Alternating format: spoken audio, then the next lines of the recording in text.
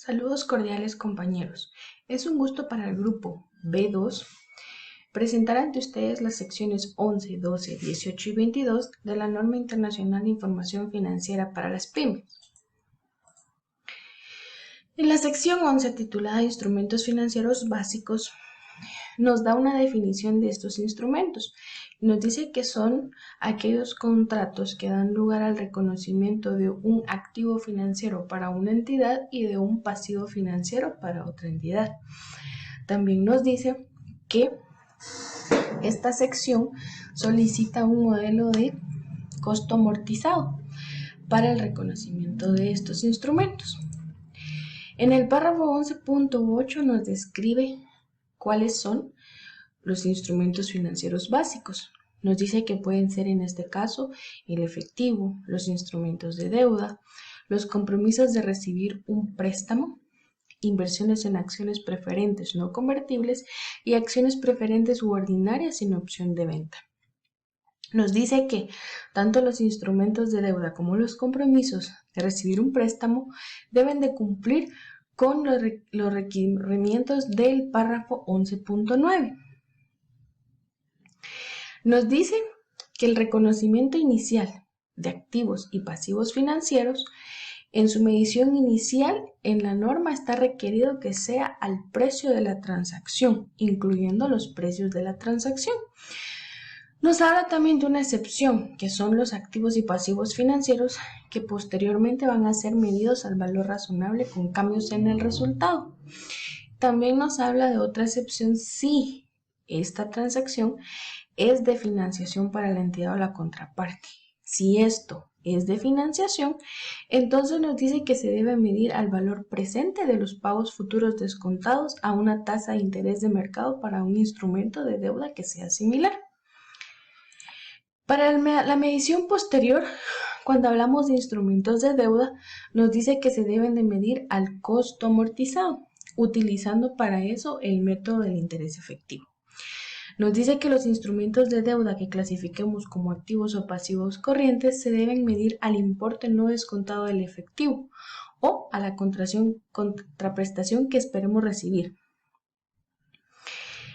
Cuando hablamos de la medición posterior de inversiones en acciones preferentes, no convertibles y ordinarias o preferentes sin opción de venta, nos dice que se deben medir al valor razonable con cambios en el valor razonable medidos en resultados. Si cotizan en bolsa, pues se pueden medir con fiabilidad. Todas las demás inversiones nos dicen que se deben de medir al costo menos el deterioro del valor. También nos habla de la medición posterior de los compromisos para recibir un préstamo. Nos dice que se medirán al costo menos el deterioro de valor. También nos habla de cómo podemos determinar que haya deterioro de valor de los instrumentos financieros. Nos dice que primero es que reconozcamos que se pueda dar una situación de deterioro de valor. Luego nos dice que debe de medirse al costo amortizado. También nos dice que puede ser que en un periodo posterior se dé una reversión de algún deterioro de valor. Esto nos dice que en ningún momento puede superar el valor que anteriormente poseía en libros dicho activo o pasivo financiero. También nos dice que podemos utilizar el valor razonable que esté disponible. Nos habla de transacciones en el mercado, de personas debidamente identificadas que nos puedan dar un valor razonable para poder medir con fiabilidad el valor de dicho instrumento financiero. De no ser posible, nos habla que podríamos usar alguna técnica de valoración que sea usual para ese tipo de instrumentos. También nos habla de que puede darse el caso de un mercado no activo para ese tipo de instrumento financiero. Sección 12. Otros temas relacionados con instrumentos financieros. El alcance. Este es aplicable a todos los instrumentos financieros, excepto para los contenidos en la sección 11, que son los mismos instrumentos financieros. Sección 19, la 22, la 21, la 14, la 28, la 20, la 9 y la sección 26, según lo muestra este mapa de todos los que no entran o los que no sean contenidos dentro del alcance de la sección. Vamos a ver el reconocimiento de activos y pasivos financieros. De que acá la medición se hará al valor razonable. La entidad medirá su valor razonable, que es normalmente, en este caso, el precio de transacción. Y la medición posterior dice que al final de cada periodo que se informe, una entidad medirá todos los instrumentos financieros que estén dentro del alcance de la sección 12 a valor razonable y reconocerá todos los cambios en el valor razonable en los resultados, excepto los instrumentos de patrimonio sin cotización pública y los instrumentos de cobertura en otro resultado integral. La aplicación, deterioro del valor de los instrumentos financieros medidos al costo o al costo amortizado. En este caso se aplican a la sección 11.21 a la 11.26. Y la entidad reconoce inmediatamente una partida con deterioro del valor en los resultados. ¿Cuándo? Cuando hayan dificultades financieras significativas, incumplimiento de modas o impago de intereses, o puede ser probable que el deudor entre en quiebra. La baja en cuentas de un activo o pasivo financiero. Un activo se dará de baja cuando se expiden o liquiden los derechos contractuales o la entidad transfiera a terceros todos los riesgos y ventajas inherentes al activo financiero. Y un pasivo se dará de baja solo cuando se haya pagado la obligación o cancelado o se haya extinguido por completo, en este caso, la obligación. Contabilidad de coberturas. Si cumplen con los criterios especificados, una entidad puede designar una relación entre un instrumento de cobertura y una partida cubierta de forma que cumplan con las siguientes condiciones. Designar y documentar las relaciones de cobertura, el riesgo cubierto, instrumentos de cobertura, eficacia de la cobertura. Asimismo, tenemos la información a revelar. En esta vamos a incluir descripción de los instrumentos financieros de cobertura, descripción de la cobertura y naturaleza de los riesgos cubiertos.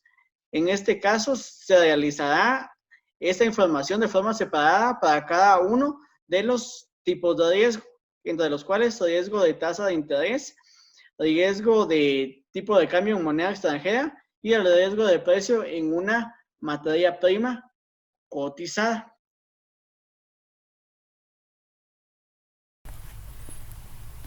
Buenas tardes, licenciado. Me corresponde la sección 18, NIF para pymes, activos intangibles distintos de la plusvalía. Alcance. Es un activo identificable de carácter no monetario y sin apariencia física. Es susceptible de ser separado, dividido de la entidad y vendido, transferido, exportado, arrendado o intercambiable. Surge de un contrato o de otros derechos legales. Los activos intangibles no incluyen los activos financieros o los derechos mineros tales como petróleo, gas natural y recursos no renovables similares. El reconocimiento nos dice que una entidad aplicará los criterios de reconocimiento. El activo intangible se reconoce si es probable que los beneficios económicos futuros atribuibles al activo fluyan a la entidad. El costo o el valor del activo puede ser medido con fiabilidad, no es resultado del desembolso incurrido internamente. Medición inicial. Medirá un activo intangible al costo. La adquisición separada es el precio de adquisición, los aranceles de importación y los impuestos no recuperables después de deducir los descuentos. Adquisición como parte de una combinación de negocios. Nos indica que se refiere a una combinación de negocios. Adquisición mediante una subvención de negocios. Es el costo de ese activo intangible, es su valor razonable. Permuta de activos. Dice que es un cambio de uno o varios activos no monetarios o de combinación de activos y otros activos intangibles generados internamente. Nos dice que se reconoce el desembolso en una partida intangible como un gasto. Los gastos por periodos anteriores no deberán conocerse como un activo. Y nos dice que los desembolsos no se reconocerán en una fecha posterior por parte del costo. Medición posterior y reconocimiento. Se medirán al costo menos cualquier amortización o pérdida por deterioro de valor acumulada. Y vida útil. Según la norma, los activos intangibles tienen una vida útil. El periodo y método de amortización. Valor residual, revisión del periodo y método de amortización. Y nos habla sobre la recuperación del importe en libros, periodos por deterioro de valor. Y nos dice que cómo determinar el importe recuperado de un activo y cómo reconocer una pérdida por el deterioro de su valor. Retiros y disposiciones de los activos intangibles. Y nos dice que dará de baja y reconocerá una ganancia por pérdida en el estado de resultados. Información a revelar: la vida útil, los métodos de amortización utilizados, el importe en libros y cualquier amortización acumulada, la partida o partidas en el estado de resultado integral y resultados. Una conciliación entre importes del libro al principio y al final. Muchísimas gracias. Buen día, licenciado. Buen día, compañeros. A mí me corresponde exponer la sección 22, que son pasivos y patrimonios de la norma internacional de información financiera para pequeñas y medianas entidades. El alcance establece los principios para clasificar los instrumentos financieros como pasivos o como patrimonio. Así también trata la contabilización de los instrumentos de patrimonio emitidos por individuos u otras partes que actúan en capacidad de inversores en instrumentos de patrimonio.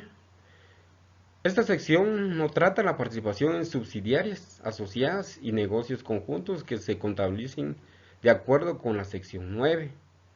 Los derechos y obligaciones de los empleadores derivados de planes de beneficios a los empleados a los que se aplique la sección 28.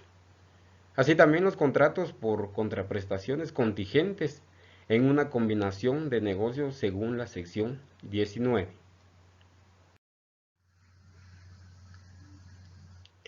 Clasificación de un instrumento financiero como pasivo o como patrimonio. Es importante tener bien claro la definición de lo que es el patrimonio, que es la participación residual en los activos de una entidad una vez deducidos todos sus pasivos. Y los pasivos es una obligación presente de la entidad, surgida a raíz de sucesos pasados, al vencimiento de la cual y para cancelar la entidad espera desprenderse de recursos que incorporan beneficios económicos.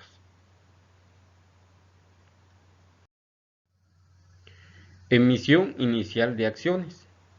Si los instrumentos de patrimonio se emiten antes de que la entidad reciba el efectivo u otros recursos, la entidad presentará el importe por cobrar como una compensación al patrimonio en su estado de situación financiera, no como un activo. Si la entidad recibe el efectivo u otros recursos antes de que se emitan los instrumentos de patrimonio y no se puede requerir a la entidad el reembolso del efectivo o de los otros recursos recibidos, la entidad reconocerá el correspondiente incremento en el patrimonio en la medida de la contraprestación recibida. En la medida en que los instrumentos de patrimonio haya sido suscritos, pero no emitidos, y la entidad no haya todavía recibido el efectivo o los otros recursos, no reconocerá un incremento en el patrimonio. Medición de instrumentos de patrimonio. Se medirá el valor razonable del efectivo u otros recursos recibidos o por recibir, neto de costo de transacción. Si se aplaza el pago y el valor en el tiempo del dinero es significativo, la medición inicial se hará sobre la base del valor presente. Acciones propias en cartera. Las acciones propias en cartera son instrumentos del patrimonio de una entidad que ha sido emitidos y posteriormente readquiridos por ésta. Se da cuando el socio vende sus acciones y la entidad la vuelve a readquirir. Distribuciones a los propietarios. Una entidad reducirá del patrimonio el importe de la distribución a los propietarios. Esto cuando se haga la distribución de dividendos. Esto se reduce desde el patrimonio de las ganancias acumuladas que haya en el patrimonio. Esto fue la presentación, compañeros y compañeras del grupo B2. Muchas gracias por su atención.